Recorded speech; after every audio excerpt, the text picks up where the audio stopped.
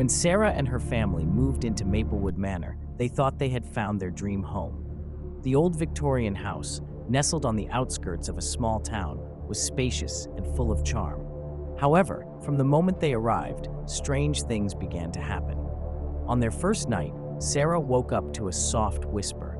At first, she thought it was her imagination, but as the nights went on, the whispers grew louder and more persistent. They seemed to come from the walls themselves, surrounding her with unintelligible murmurs. One evening, as Sarah unpacked boxes in the attic, she discovered an old, dusty diary hidden in a corner.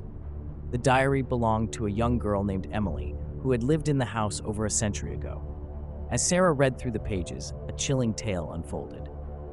Emily wrote about the voices she heard at night and how they grew more insistent and malevolent over time. Her final entries were desperate pleas for help, ending abruptly. Sarah's daughter, Lily, started acting strangely.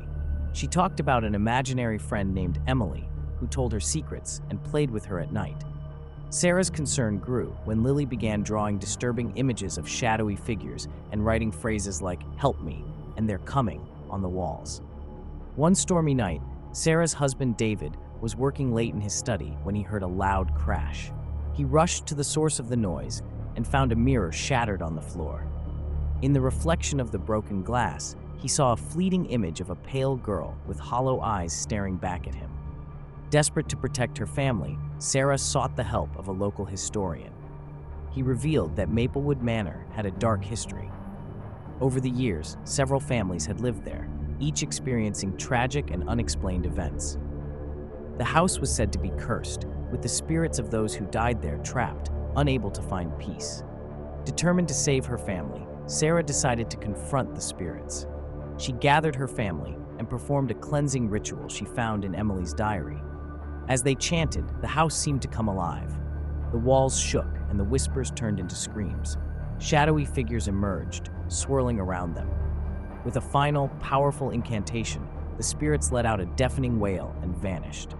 The house grew silent and still. For the first time since moving in, the air felt lighter and the oppressive atmosphere lifted. The next morning, Sarah found Lily's drawings had changed. Instead of dark, terrifying images, they depicted a bright, happy home with smiling figures. Emily's diary, once filled with fear and despair, now ended with a hopeful note, thanking Sarah for setting her free. Maplewood Manor stood quietly, no longer a house of horrors, but a place of peace. Sarah and her family knew they would never forget the terror they had faced, but they also knew they had freed the spirits trapped within its walls.